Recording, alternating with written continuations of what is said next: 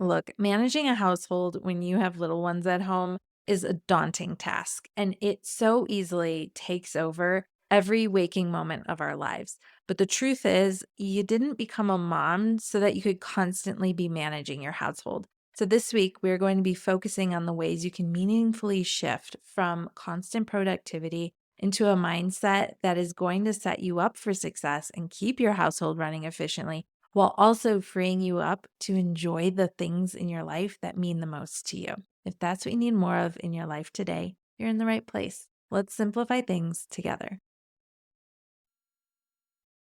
So, you've been feeling lately like the only way you're going to have a household that's running efficiently is if you work on it constantly. Do I have that right?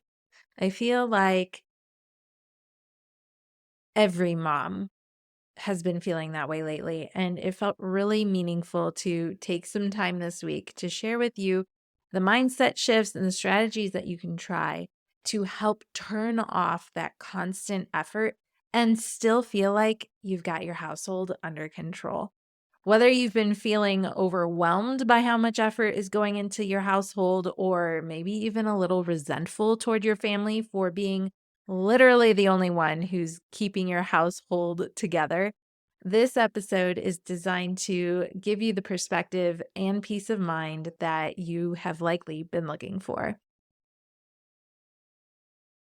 Having a household that's running efficiently is not something that should be taking up the majority of your time and effort, and it definitely shouldn't be the thing that's stressing you out on a day-to-day basis. If that's what you need more of in your So let's focus on an approach that's going to help you simplify the way you keep your household running while also freeing up, while also letting go of all of the stress and overwhelm that has been coming along with it, while freeing up all the stress and overwhelm that is likely bringing you down. If that's what you need more of in your life today, you're in the right place. Let's simplify things together.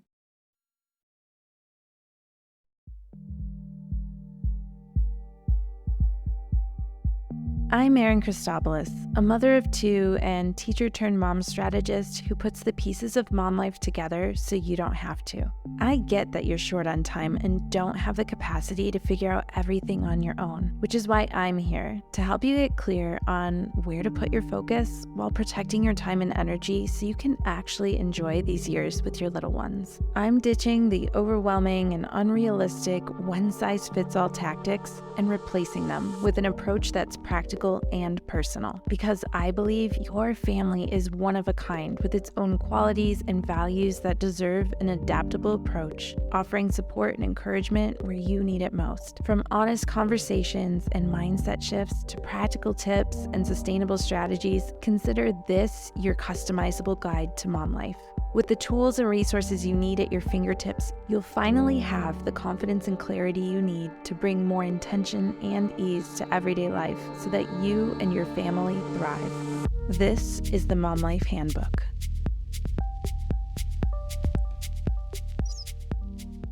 As we kick off this episode, I really want to take a moment to not just dive into tips, but to find our center and really focus on the purpose behind this episode. So, yes, it's great to be able to feel confident that you're managing your household efficiently so that you're not putting all of your time and energy into it. But I want you to take a moment to just consider, why does that matter to you? And there's not necessarily a right or wrong answer here. This is going to be personal to you, and that's the point. I can sit here and share with you all the tips that I think are going to help make a difference. But at the end of the day, if you're not really clear on why this matters to you, the motivation isn't going to be there, or the personal investment isn't going to be there. So think about it. Is it that you're exhausted and you need a break? Could it be that you wish the family were more involved in these efforts because it feels like it's all falling on your shoulders? Or, like I'd mentioned earlier, are you starting to feel resentful about that? Completely normal. And I also would say that if you're feeling resentful about it, it likely doesn't feel good to be feeling that way toward your family. So to want to make a change in how that experience is playing out is really meaningful. It also could be that you felt like before you had kids, you had your household under control, and it's unsettling to feel like you just can't find your stride. If you can get clear on why this is really mattering to you, I feel like listening to these tips, you're going to more easily be able to identify which are going to be the right shifts for you. Now, remember, I'm not about giving you a one size fits all process. That's just not how I do things. Instead, it's my goal to share with you some different perspectives or ideas, and for you to take the ones that are feeling most supportive to you and use them in a way that's going to help further your experience and make it a better one. Now, right now, I'm speaking from the experience of someone who is not going to a 9 to 5 every day, right? I'm at home all day, every day. Yes, I'm creating for Mom Life Handbook, but I'm not going outside of my home to do my work every day. So I've kind of got like a foot in each world, right? Like, yes, I'm a working mom, but I'm working from home. And I also have the luxury of my kids now being school aged, but I've run the gamut of experiences. I've been the mom who's working outside of the home, who's got little kids at home.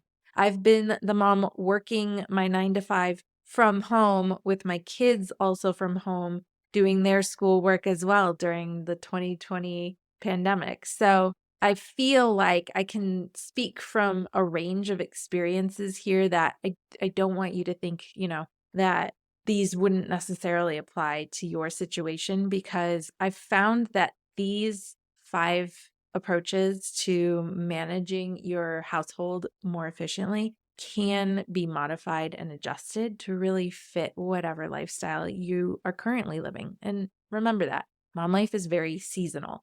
And that doesn't necessarily mean fall, winter, spring, summer. What I mean by that is that everything is temporary in mom life. And what might serve you right now isn't necessarily going to be applicable to you 6 months from now. So be sure that even though you might be listening to this episode now, you can come back to any of the Mom Life Handbook episodes and revisit them, because you're going to find that you see your experiences differently. Your needs are going to be different. And I hope you start to see how Mom Life Handbook is designed to meet you wherever you're at, and for these strategies to be ones that you can adapt to fit your lifestyle and what your needs and priorities are. So let's dive into these 5 tips to help you stop constantly working on keeping your household running efficiently. There are things we can do to get in a bit more of a rhythm, to find your stride, and to make it all feel a little bit more manageable. Something I noticed once I started working from home and the kids were at school all day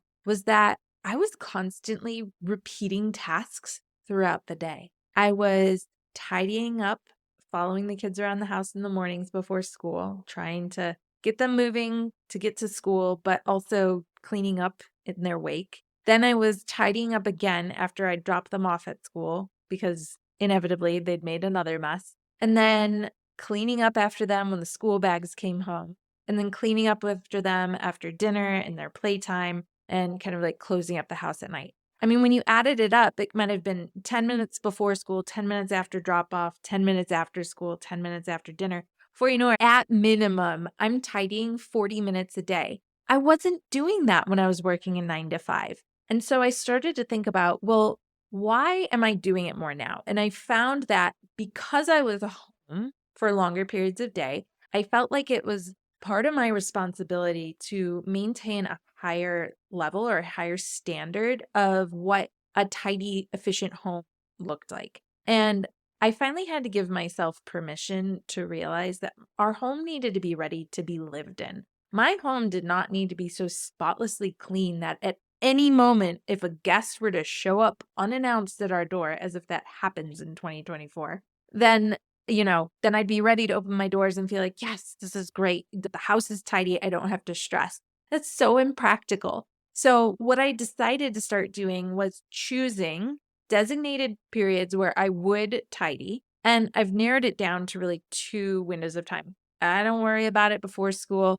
I do 1 tidy up after drop off, and then we do 1 tidy up after dinner. And the kids help with the tidy up after dinner for sure. So thinking about how could I take those repeated actions that I was doing every day and consolidate them? Because now I'm maybe spending 20 minutes a day on the exact same efforts where it was used, whereas previously it was taking me twice as long. Same goes for doing the dishes. Dishes can pile up all day long, especially on the weekends or if it's, a school break. I finally gave myself permission to run the dishes at night, empty them in the morning, and then throughout the day we could fill it back up. I was not going to continuously be making sure that the sink was empty all throughout the day. It was unsustainable and wasn't worth my time and effort. So what if there were a few extra dirty dishes sitting there for a few extra hours? It helped me compartmentalize those efforts and free me up to put my time and energy into the other things that really deserved my time and effort throughout the rest of the day. So give that a try. Start just taking note of what are the tasks that you're doing repeatedly throughout the day that you could maybe consolidate and only do once or twice instead of 4 or 5 times. And then my second tip is, yes, involve your family. This is going to look so different for your family based on how long your kids are home during the daytime. Are they going to daycare? Are they at camp in the summer? Are they at school during the fall? It can look so different for every family. Weekends, you might have a lot of extracurriculars or you might not have any at all. So there's that to contend with. And then also age is a big important factor as well. So here's what I'll say.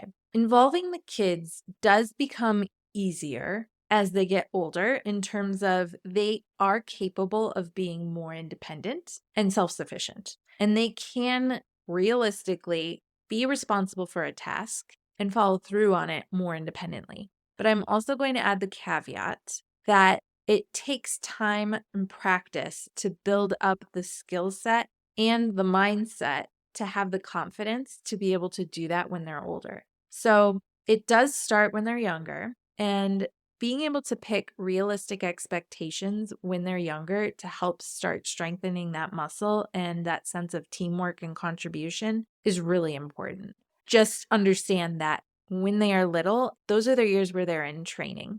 This is not an expectation that they're necessarily going to be fully independent. And it's going to look different from child to child, both developmentally and in terms of their personality. But I would say, you know your child well, you know what they are capable of, you know what they can do, and start there. Meet them where they're at. When my kids were really little, helping out around the house looked like inviting them to be a part of whatever I was doing. Whether it was helping me carry the laundry baskets to the laundry room or helping me fold the towels or asking them to carry their dinner plate over to the sink. These were small asks that helped build their confidence and their sense of doing something important as a part of the family. Another big one that I feel like a lot of families struggle with is what can we expect from our kids in terms of cleaning up after themselves? My kids are 10 and 8. And I feel like we're only just now getting to a point where both of them could realistically clean up after themselves.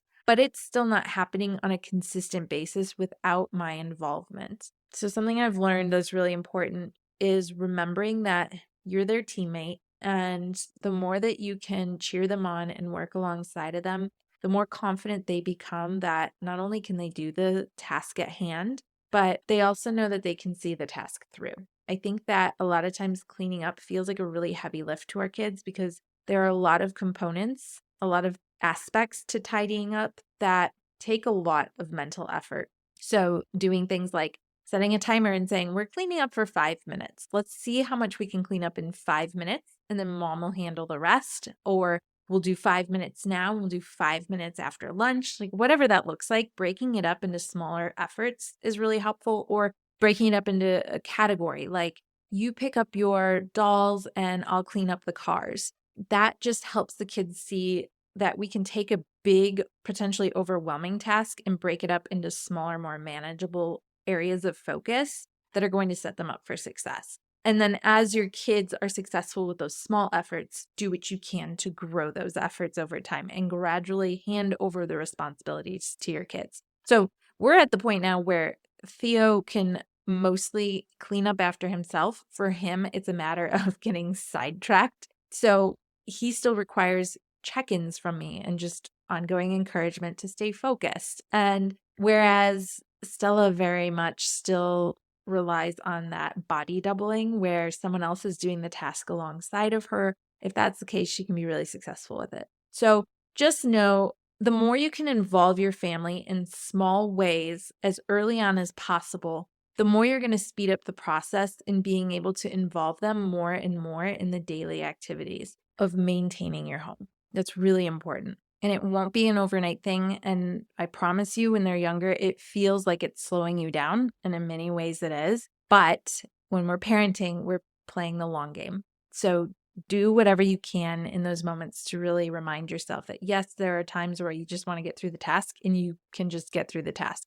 But if you have the gift of time and being able to take the task a little more slowly and view it as an opportunity to not only instill life skills in your kids, but also to work alongside them and have those moments for connection, the more you'll be able to involve your kids on a more consistent basis and the more that they'll be able to help out. So be committed to it. It pays off, I promise. Next, make sure that you are scheduling in your periods of rest. If you don't put it into your plans, it's unlikely to happen. Our to-do lists are so long that it's easy for them to take over our entire day. So I found that intentionally choosing my moments for a break really make a difference in helping me disrupt that pattern of constantly being on and constantly being productive. So a perfect example of this is that after school drop off, I've already been with my kids for an hour and a half to 2 hours. I've been fully on. I give myself time to decompress,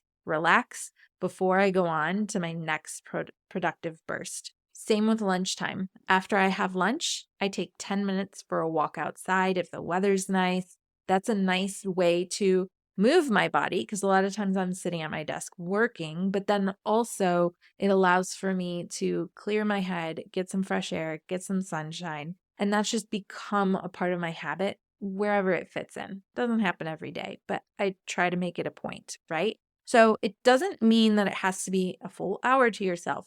Where can you carve out a meaningful 5-minute, 10-minute, 15-minute period of time in your day to offset that constant effort with rest? And that can be resting with your kids. Maybe it's mom's going to be done working for now. Let's sit down, cuddle up on the couch and read some books together or listen to some music, like whatever that looks like for you and your family as restful time connecting with one another. It makes a big difference in just helping you feel like you're not constantly having to work at something, whether that is maintaining your household or parenting your kids or working on your profession. It can be very impactful. So I encourage you, schedule those moments into your day and stick to those plans. And with that comes my fourth tip. Make sure that you are limiting your efforts. You get to decide what that means for you. Are you limiting your efforts in terms of time? Set a timer for how long you're willing to commit to a given task before giving yourself permission to move on. Or maybe it means limiting the number of items on your to-do list in a given day. Stop stuffing your to-do list with more tasks than you can do in a day. We all do it. I want you to be very judicious in how much you're realistically going to take on in any given day and give yourself permission to stop there. And on a related note, what could you be doing to limit the quantity of work that you're expecting yourself to accomplish in a day? Back to my original point about the repeated tasks that I found myself doing over and over again in a day, that was unrealistic and unsustainable that I should have to maintain our household to such a high level. So what are the expectations that you have maybe even unconsciously put on yourself to maintain that really don't have to happen to that extent or that degree? So give yourself opportunities to limit tasks wherever you can. And with that, remember, good enough is great. You've heard me say it before, and I will continue to say it until it really sinks in. Since we were young, we have had it drilled into us that as women or girls, things have to be done and they have to be done well. No stone can be left unturned, right? That is not serving us. I want you to start reevaluating your standards of yourself and give yourself permission to let things just be okay. Things don't have to be perfect. Things don't have to be done to the nth degree. So this to me often looks like at the end of the day when I've put the kids to bed and I'm just exhausted and I'm spent, I'd prefer to close up the kitchen. I prefer to have the dishes done, counters wiped down, the random knickknacks that have cluttered the island over the course of the day, to have those tidied up. But I will tell you, I've gotten a lot better over the years of really listening to what I need in those moments. If I'm spent, if I'm exhausted, I'll do what I can to get it presentable, and then I'm going to bed. I'm not waiting until that kitchen is spotless before giving myself permission to go to bed. As long as there's not food sitting out on the counter overnight, it's good enough, and it feels great to be able to say, I'm done. So look for those opportunities where you don't have to push yourself to the fullest extent. And you're going to find that it makes a really big difference in pacing yourself and in making sure that you're not overdoing it. Because I feel like a lot of us fall into that pattern of constantly trying to do more, when in reality, what we need to do is just work smarter and use that freed up time to take care of ourselves or spend that extra time with our families, the things that are going to feel really nourishing, really uplifting, and really special to us. Because it's in those moments that we're able to feel more restored and have newfound energy to be able to get back to maintaining our households when the time is right. So let's recap those tips. They were to reduce repetition, do what you can to involve your family as often as possible, but make it fun and help build their confidence. Don't make this about becoming a taskmaster. This is about raising kids that are confident and feel good about contributing to the family. Be sure to schedule in your periods of rest, limit your efforts, and remember that good enough is great. So tying this back to where we started, I wanted you at the beginning of this episode to think about why you don't want to constantly be managing your household, right? You don't want that constant effort. You don't want to have to always be on. So when you think back through these tips, which of these feel most supportive to you in accomplishing the outcome that you want for yourself? Whether that was to be able to rest, whether that was to not resent your family, choose one or two of those mindset shifts and see how they can fit into your lifestyle and help you get a step closer into achieving the outcome that feels really important to you. And then next week, we're going to be talking about how you can schedule your days or weeks as a mom. I know that this is a question that comes up often. So in the week ahead, put your time and efforts into really focusing what you can do on a day-to-day basis to really consolidate your efforts so that you have some time and space freed up in your days. And then we're going to talk next week about how do we make the most of that time.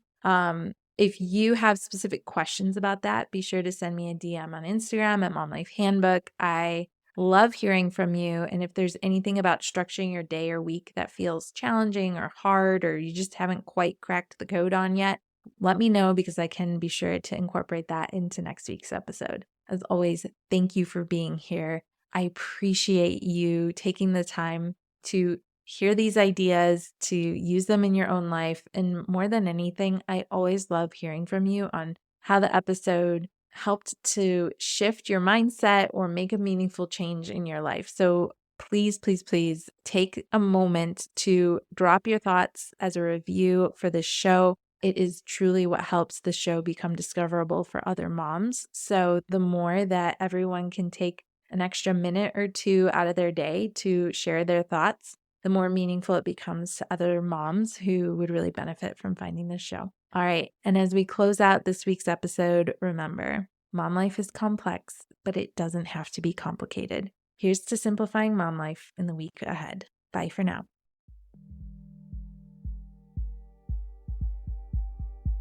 You've just finished another episode of the Mom Life Handbook podcast. Remember to check out the episode description for all the important links and highlights from today's show. While you're there, tap the subscribe button so that new episodes are always at your fingertips. Before you go, I'd really appreciate hearing your thoughts about the show. It takes as little as 30 seconds to leave a review, and your honest thoughts help me create a better show and help other moms discover it too. And if this episode really helped you out, go ahead and hit the share button to text it to a friend or share it on social media. You never know who in your life might benefit from a little extra support. Don't forget, there are lots of ways to stay connected beyond the podcast. Head over to momlifehandbook.com for additional resources or to learn about how to work with me. And be sure to follow along on Instagram at Mom Life Handbook. Send me a DM to say hey or to share your thoughts on today's episode. Connecting with you personally is what I really love most. And just in case you need to hear it today, you're doing an incredible job. I know it doesn't always feel like it, but you're here, learning how to be better and do better. Keep working to bring more intention and ease into your life, and know that I'm right here cheering you on. You're creating a beautiful journey for you and your family. I am so proud of you.